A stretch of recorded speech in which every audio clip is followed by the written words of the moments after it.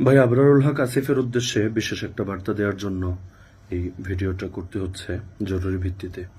আপনি যে ফতোয়াটা দিয়েছেন যে মনে মনে তালাক দিলেও তালাক হয়ে যাবে, এই ফতোয়ার পক্ষে আপনি আদৌ কোনো রেফারেন্স কি দেখাতে পারবেন? যদি তালাক আপনি হেসে দেন, আপনি কান্না করে দেন, আপনি মনে মনে দেন, শব্দে দেন, লিখে দেন, তালাক দিলেই তালাক হয়ে যাবে। বিগত অনেকদিন থেকে জাতি আপনার দেখা পাচ্ছে না, সম্ভবত আপনি ব্যস্ত ছিলেন বা কোনো ঝামেলায় আটকে গিয়েছিলেন, বিশেষ করে ফ্যাসিবাদের শেষের আমলের দিকে। তো যে প্রসঙ্গে আকস্মিকভাবে এখন কথা বলতে হচ্ছে সেটা হচ্ছে আপনার সম্প্রতি একটি ফতোয়া সারা দেশে ছড়িয়ে পড়েছে। আপনি দাবি করেছেন তালাক প্রসঙ্গে কথা বলতে গিয়ে যে মনে মনে তালাক দিলেও তালাক হয়ে যায়।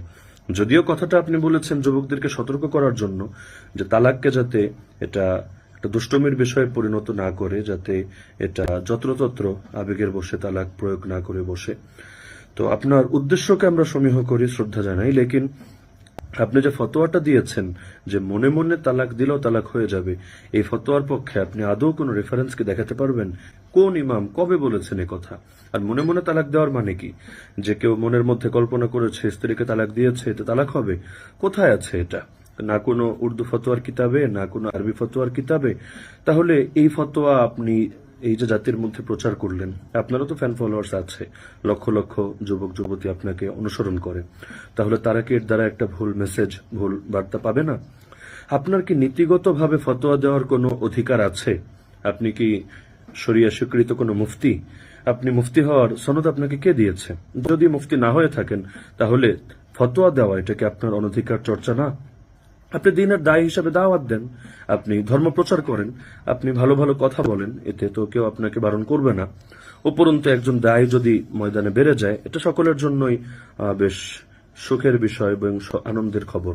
লেকিন আপনি যদি এভাবে উল্টাপাল্টা ফতোয়া দিতে থাকেন, এটা তো জাতির জন্য বড় হয়রানি এবং পেরেশানির বিষয় হবে। তা আমি আপনাকে বিনীতভাবে অনুরোধ করব, আপনি অনতি বিলম্বে এই ফতোয়ার ব্যাপারে নিজের অবস্থান পরিষ্কার করবেন, ভুলকে ভুল বলে স্বীকার করবেন, এবং আমরা বললে হবে না, আপনি আপনার অডিয়েন্সের কাছে বার্তা পৌঁছে দিয়েবেন যে মানুষ হিসাবে এটা অসতর্ক ভুল হয়ে গিয়েছে এবং এই বিষয়ে প্রকৃত মাসালা হলো এটা।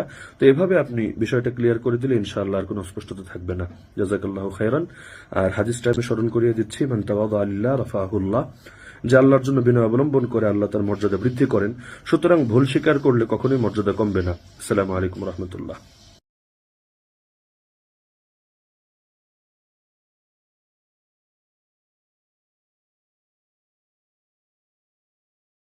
আমার প্রশ্নটা হলো, হাজব্যান্ড ওয়াইফের মধ্যে মাঝে মধ্যে দেখা যায় যে ঝগড়াঝাটি হয়ে থাকে। তো সেই ক্ষেত্রে এক সময় এমনও হয় যে কেউ কাউকে দেখতে চায় না, কেউ কারোর সাথে থাকতে চায় না। তো সেই ক্ষেত্রে চরম পর্যায়ে যাওয়ার পরে কেউ যদি মনে মনে তাকে তালাক দেয়, যে আমি তালাক দিলাম এরকম যদি বলে, সেটা তালাক হবে কিনা? ইসলাম ওয়াইফকে তালাক দেওয়ার কোনো অধিকার দেয় নাই। ইসলাম তালাক দেওয়ার অধিকার দিয়েছে স্বামীকে। কাকে দিয়েছে? মাইন্ড করবেন না আমার প্রিয় বোনেরা যারা আছেন, মেয়েদেরকে যদি তালাক দেওয়ার অধিকার দেওয়া হতো, সকালে একবার হতো, দুপুরে একবার হতো, রাতে আর একবার হতো, এবং শুধু স্বামীর না, তোর 14 গোষ্ঠী সহ তালাক। কারণ এর কারণ আছে একটা, মেয়েদের মুড সুইং খুব বেশি হয়। এই সকালেই হাসি, দুপুরেই কান্না, আর কেন হাসি কেন কান্না তাও জানা না সে, এরকম প্রায় সময় হয়। সো এই ইস্যুটা খুবই সেন্সিটিভ। এটা আল্লাহ তাআলা শুধু পুরুষকে দিয়েছেন, নারীকে দেন নাই, ফার্স্ট অফ অল। সেকেন্ড কথা হচ্ছে যে যদি তালাক আপনি হেসে দেন, আপনি কান্না করে দেন, আপনি মনে মনে দেন, শব্দে দেন, লিখে দেন, তালাক দিলেই তালাক হয়ে যাবে। কথা বুঝতে পেরেছেন আপনি সবাই? আচ্ছা, এখন তালাকের ক্ষেত্রে এখানে খুব সেন্সিটিভ বিষয়। তালাক বিষয়ে আমি খুব ডিটেইলস বলবো না, বাট জাস্ট এতটুকু বলবো, তালাকটাকে আপনারা এতটা ইজিলি ইউজ করবেন না, প্লিজ প্লিজ প্লিজ। যদি আপনার ওয়াইফ, আমি বলি আপনার কথা আমি শুনবো, সমস্যা নাই। যদি আমরা বলি তোর দিলাম 3 তালাক, যা এখান থেকে বের হয়ে যা, এটা কিন্তু মজা করে বলছি, হয়ে গেছে মানে কি? হারাম হারাম হারাম।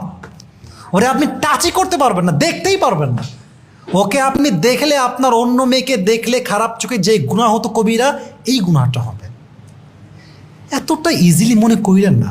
অনেকে দেখবেন যে মনে মনে তালাক দেয় আর সংসার করে। ইভেন আমি অনেক কেস দেখেছি, স্বামী তালাক দিয়েছে রাগের মাথায়, বউ জানে তালাক হয়ে গেছে, এখন কি করবে, হুজুরের কাছে গেলে তো ফতুয়া চলে আসবে, তো হুজুরের কাছেও যায় না, ওভাবে সারাটা জীবন সংসার করে। As a matter of fact, বলতে খুব শাই ফিল করছি, বাট আমাকে বলতে হবে, তাদের প্রত্যেকটা কাজকর্ম হয় জেনা।